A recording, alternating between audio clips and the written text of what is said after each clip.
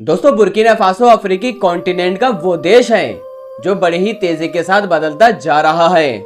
हर गुजरते वक्त के साथ कई क्रांतिकारी फैसलों की बदौलत इस देश की ताकत में तेजी के साथ इजाफा देखने को मिल रहा है और इस सब के पीछे इस देश के राष्ट्रपति इब्राहिम ट्रैओरे का अहम योगदान माना जाता है। आपने जरूर उनका नाम कहीं ना कहीं जरूर सुना होगा। पहले ये बुर्किना फासो की आर्मी के चीफ हुआ करते थे, लेकिन बुर्किना फासो की खराब स्थिति और करप्शन की वजह से इब्राहिम ट्रैओरे ने बुर्किना फासो की सत्ता अपने हाथों में ले ली और फिलहाल कमांडर चीफ होने के साथ साथ उस देश के वो राष्ट्रपति भी बन चुके हैं। कैसे उन्होंने सत्ता में आने के बाद फ्रांस की फौज को बुर्किना फासो से बाहर निकाला और कैसे वहां की गोल्ड रिफाइनरीज पर अपना कंट्रोल हासिल किया, ये सारी जानकारी हम ऑलरेडी आपको प्रोवाइड करा चुके हैं।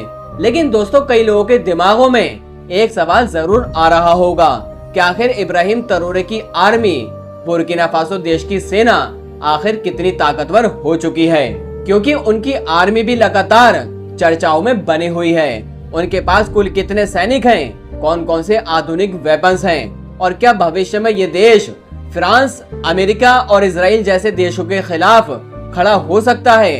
क्योंकि दोस्तों, इब्राहिम ट्रैओरे एक मुस्लिम राष्ट्रपति हैं। उनका झुकाव फिलिस्तीन की तरफ ज्यादा है। कई मौकों पर यह देखा भी गया है कि उन्होंने फिलिस्तीन के समर्थन में अपनी जबरदस्त आवाज को उठाया है।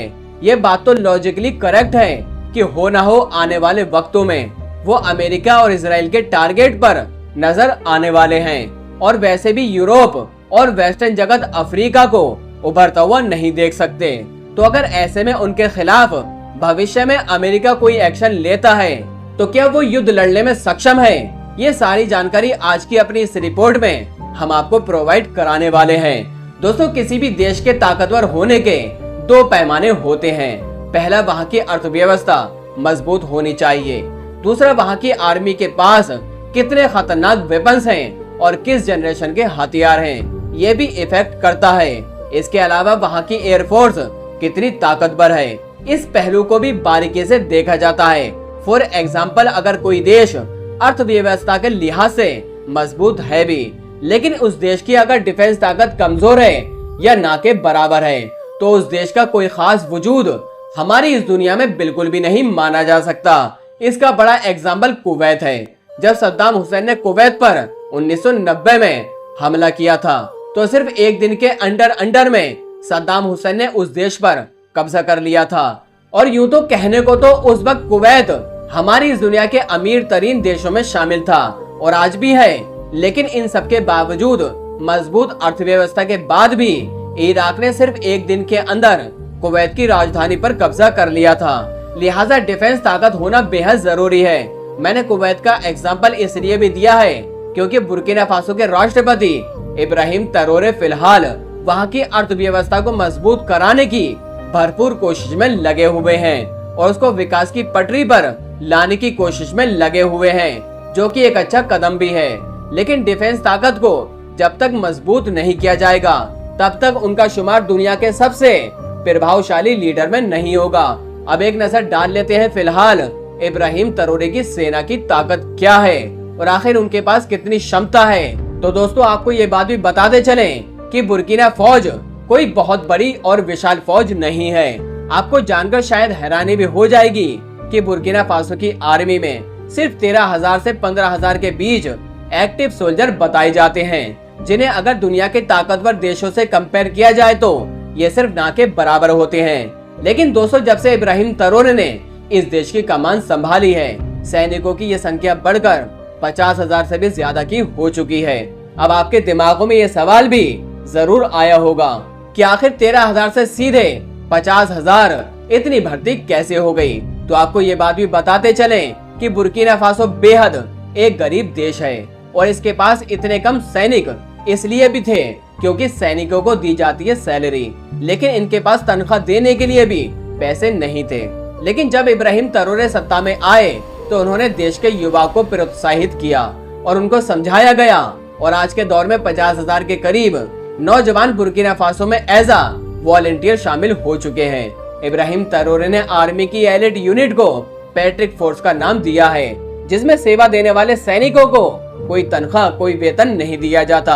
वो अपनी मर्जी से देश की रक्षा के लिए फ्री में सेवा देते हुए नजर आते हैं। यानी तकरीबन आज के दौर में बुर्किना फासो का हर एक नौजवान सैनिक बन चुका है, जिनको बुर्किना फासो की आर्मी के द्वारा ट्रेनिंग दिलवाई गई है।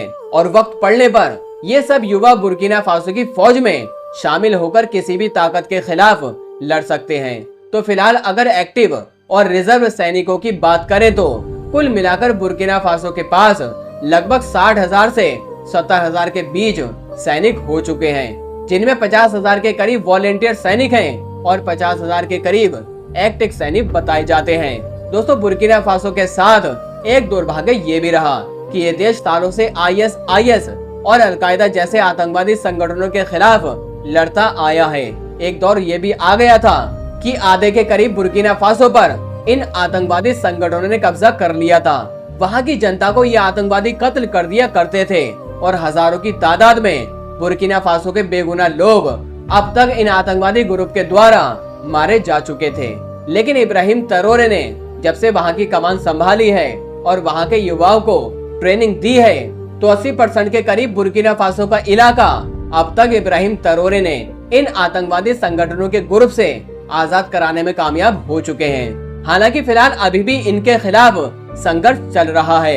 आतंकवादी ग्रुप अभी भी वहां पर एक्टिव हैं और इब्राहिम ट्रेओरे की सेना लगातार उनके खिलाफ युद्ध लड़ रही है। अब बात कर ली जाए अगर वेपन्स की, तो बुर्किना फासो की आर्मी के पास AK-103 राइफल्स मौजूद हैं। ये सबसे आधुनिक राइफल्स में गिनी जाती हैं। ये सारी राइफल्स बुर्किना फासो की आर्मी के पास मौजूद हैं। इसके अलावा PKF और RPG मशीन गन भी इनके पास मौजूद हैं। कई तरह के आधुनिक रॉकेट लॉन्चर इनकी आर्मी के पास बताए जाते हैं। इसके अलावा सबसे बड़ी ताकत बुर्किना फासो की आर्मी में जो पिछले कुछ वक्त में पहले ही ऐड हुई है, वो है दुनिया का सबसे आधुनिक ड्रोन, जो कि तुर्की के द्वारा बनाया गया है। बैरक्तार TB2 ड्रोन, जिसका शुमार दुनिया के सबसे आधुनिक ड्रोन में किया जाता है। ये ड्रोन तुर्की के द्वारा बुर्किना फासो को प्रोवाइड कराए गए हैं। इब्राहिम ट्रेओरे ने ये डील तुर्की के राष्ट्रपति जनाब रजब तैयब एर्दोगान के साथ की है, जिसके बाद ये ड्रोन तुर्की ने बुर्किना फासो को दिए हैं। और अब इन ड्रोन की मदद से काफी हद तक ISIS और अलकायदा जैसे आतंकवादी संगठनों का सफाया बुर्किना फासो की आर्मी कर रही है। इसके अलावा बुर्किना फासो की हवाई सेना को मजबूती प्रदान कराने के लिए कई सारे Mi-17 हेलीकॉप्टर रशिया की तरफ से बुर्किना फासो को प्रोवाइड कराए गए हैं। यानी कि जंगलों और पहाड़ी इलाकों में आतंकवादियों के खिलाफ ऑपरेशन चलाने में काफी हद तक उनको मदद मिली। इस लिहाज से बुर्किना फासो की आर्मी ताकतवर हो चुकी है। बुर्किना फासो देश की सबसे बड़ी ताकत है, वहाँ के युवा और बदलता हुआ माहौल। जब से इब्राहिम ट्रेओरे ने वहाँ की सत्ता संभाली है, लगातार वहाँ के लोगों के बीच ये बात जोर पकड़ रही है कि उन्हें बहुत जल्द यूरोप के इन्फ्लुएंस से आजादी पानी होगी। फ्रांस और ब्रिटेन जैसे देशों पर अपनी निर्भरता कम करनी होगी। यही वो वजह है कि अब ये सोच बुर्किना फासो से निकलकर दूसरे अफ्रीकी देशों में भी फैल चुकी है। और बुर्किना फासो के राष्ट्रपति इब्राहिम ट्रेओरे सिर्फ बुर्किना फासो के युवाओं के लिए हीरो नहीं है, बल्कि पूरे अफ्रीकी कॉन्टिनेंट में उनकी पहचान दिन ब दिन बढ़ती चली जा रही है। और यही वो वजह है कि जिसकी वजह से आज पूरा यूरोप जगत परेशान हो चुका है। इसके अलावा दोस्तों, बहुत सारी रिपोर्ट्स ऐसी भी हैं। कैप्टन इब्राहिम ट्रेओरे ने तुर्की, रशिया और चाइना जैसे देशों के साथ कई तरह के वेपन्स और हथियारों को लेकर एक डील की है।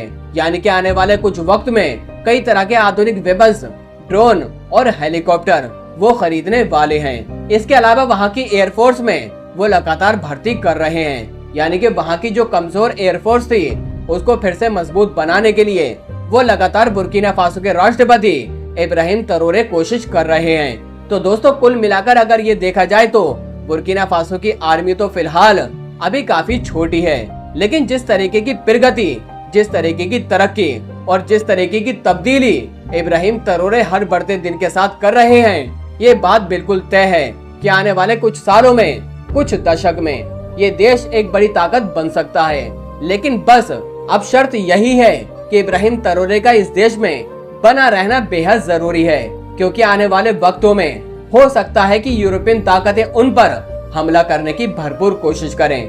तो दोस्तों आप लोगों को इब्राहिम ट्राओरे की ताकतवर आर्मी के बारे में क्या कहना है, कमेंट बॉक्स में हमें जरूर बताएं।